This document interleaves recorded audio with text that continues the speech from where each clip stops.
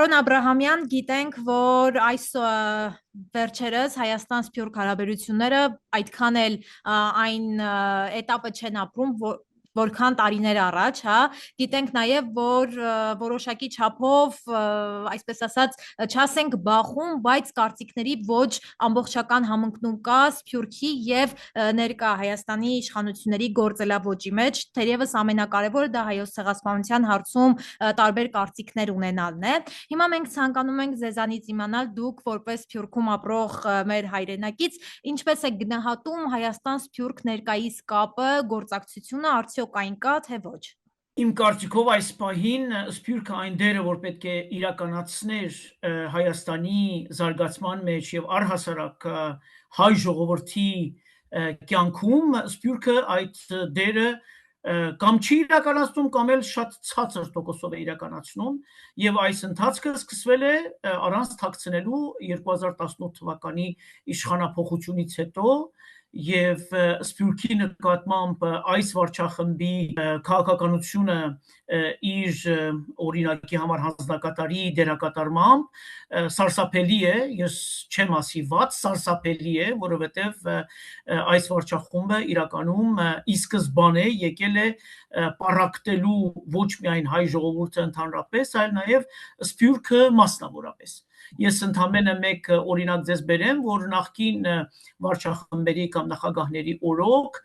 մենք, դուք գիտեք, Սփյուռքը միասեռ մարմին չէ եւ բաղկացած է ամենադարբեր գաղափարական համոզմունքներ ունեցող մարդկանցից, մենք կարողացել ենք մեր ամենաընդդիմախոս, մեր ամենահակառակորդ գաղափարախոսություն ունեցող անձանց հետ կարողացել ենք համագործակցել համազգային նշանակության խնդիրների շուրջ, օրինակի համար հայոց ցեղասպանության ճանաչում, Արցախի ազատագրական շարժման աջակցություն եւ այլն, այդ հարցերում մենք միշտ կարողացել ենք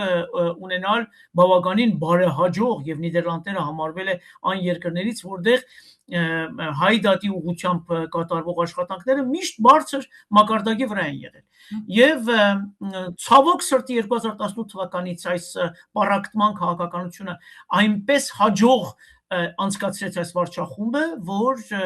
մեր գործունեությունը սկզբունքորեն գնաց դեպի ինչ ասեմ, ձախողում եւ մինչ օրս այն բոլոր հաջողությունները, որ մենք ունեցել ենք այս վարչախմբից առաջ, մենք այլևս չունենք եւ կարծում եմ ոչ միայն մեզ մոտ Նիդերլանդներում, այլ նաեւ ամբողջ աշխարհում դա շատ լավ տեսանելի է։ Եվ հիմնականում դա կապված է պառակտման, ուղղորդված պառակտման աշխատանքների հետ, եթե հանձնակատարը գալիս է այստեղ օրինակի համար եւ հանդիպելու փոխարեն այն ձևավորված, կազմավորված կազմակերպությունների հետ, որոնք տասնամյակներ շարունակ այստեղ աշխատանք են տարել եւ հայապահպանության գործն են իրականացրել, դրանց հետ հանդիպելու փոխարեն նա գնում է եւ իր համար ընտրում է մարդկանց, որոնք հարգանքով բոլորի հանդեպ, որոնք որևէ դերակատարություն չեն ունեցել առհասարակ Սփյուռքի մեջ եւ փորձում են նրանցից ստեղծել ինչ-որ մի արհեստական խումբ կամ պատկեր ցույց տան, իբրև թե նայեք, տեսեք, Սփյուռքը ոչ թե այն ավանդական կառույցներն են, այլ հենց սրանք են, այս մեր ընտրյալներն են, որը իհարկե ոչ մի հաջողություն չունի եւ չի էլ կարող ունենալ, որովհետեւ Սփյուռքը հասկացողը պետք է իմանա, որ այն մարդիկ, որոնք տասնամյակներ, նույնիսկ 50 տարուց ավել Սփյուռքում ակտիվ են, աշխուժ աշխատում են, միայն նրանք կարող են հաջողության հասնել։ Մեկը, որ այստեղ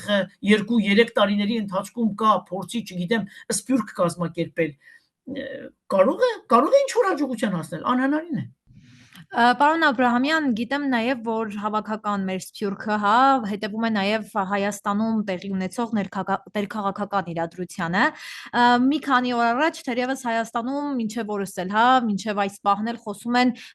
կենսաչափական նոր անձնագրերի դիզայնի մասին, մասնավորապես այնտեղ պատկերված է լինելու խոր վիրապը առանց այն դիրքից, որից երևում է նաև Արարատը։ Սա ըստ Փաշինյանի դիմախոսների ասում են, որ հստակ ծրագրված է, քանի որ մենք չունենք, ոչ թե ունենք Արարատ, այլ ունենք Արագած, հա։ Սա ըստ ձեզ կարող եք ասել, ինչպես Սփյուռքում ընդունվեց այս նոր խոսույթների կիրառումը։ Տեսեք, եթե 2018 թվականին կային մարդիկ, մենք նույնիսկ ամենասկզբում իհարկե կասկածում էինք, որ այս ամբողջ ընթացքը ծրագրավորված աշխատանք է, ապա այսօր գնալով արդեն տարիների ընթացքում 6, 7, 8 տարիների ընթացքում մենք արդեն համոզվեցինք, որ սա շատ լավ իրականացված ծրագիր էր հայ ժողովրդի ինքնությունը տապալելու, հայ ժողովրդի ողնաշարը կոտրելու եւ իրականության մեջ մեր ազգային արժեքները ոչնչացնելու համար։ Հիմա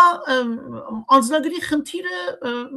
այդ ամբողջ հարցերից, այդ ամբողջ հարցերի շղթայից ընդամենը մի փոքրիկ օղակն է։ Այնինչ մենք հենց սրանց իշխանության գալու առաջին օրվանից մենք տեսնում ենք, որ ինչ որ հայկական է, ինչ որ զտարյուն է, ինչ որ լինի եկեղեցին, լինեն ավանդական կուսակցությունները, լինեն ազգային բոլոր արժեքները, ես սարսափով եմ նայում այն հարցերին, երբ որ մարդիկ մտնում են դպրոցներ եւ դպրոցներից հանում են այն հերոսների նկարները, որոնք պատերին փակցված են եւ մարդիկ իրենց կյանքն են զոհել մեր հայրենիքի համար, բայց նրանք այլևս արժեք չունեն եւ դրանով հիմք են տալիս թշնամուն, որպեսզի հետագայում այս մարդկանց ճանաչեն որպես պատերազմի հանցագործներ, որպես հանցագործներ նաեւ սրանց դատեն, ինչպես հիմա դատում են մեր սիրելի հայրենակիցներին, որոնք այնտեղ գերեվարված են։ Ուրեմն այս անձնագրի հարցը նույնպես ծիծաղելի, ուղղակի ծիծաղելի, այսինքն մենք ամեն օր ականատես ենք այս խեղկատակի եւ իր խմբի նորանոր հայտնագործություններին, այսինքն ինչ խորվիրաբը ես լավ է տեսա նաև կարծես Facebook-ում տեսա մեկը խորվիրաբի հետևը բուրգերն էր, եգիպտական բուրգերն էր դրել, այսինքն եկեք ինչ կա որ, եթե մասիսը չի խորվիրաբի հետևում, ուրեմն գուցե եգիպտական բուրգերն են կամ ինչ իմանամ, վաղը միսօր իրենց արտադրած կամ հնարած մի ուրիշ բան, այսինքն ամեն ինչ անել, որպեսի ազգայինը, որպեսի այն ինչ որ մերը հային է պատկանում, մեզանից խլվի, որպեսի մենք դառնանք անդեմ, դեմք չունեցող ազգ, սա է հիմնականում եւ սա նոր չի սկսվել, սա սկսվել է 30 տարի առաջ, երբ որ սկսեցին աղանդների ներդրումը Հայաստանում եւ մենք այստեղ Նիդերլանդներում էր շատ ականատես էինք եւ մեկ զարմացնում էր երբեմն թե ինչպես կարող են այս քրիստոնեական եկեղեցիները այդքան մեծ ներդրում ունենալ Հայաստանում հանուն ինչի մտածում էինք երևի մարդասիրությունից եկեղեցասիրությունից եւ այլն հետո պարզվեց սա շատ լավ կազմակերպված ծրագիր է եւ ամենայն հավանականությամբ հրեական ծրագիր, որի ձեռագիրը արդեն շատ լավ երևում է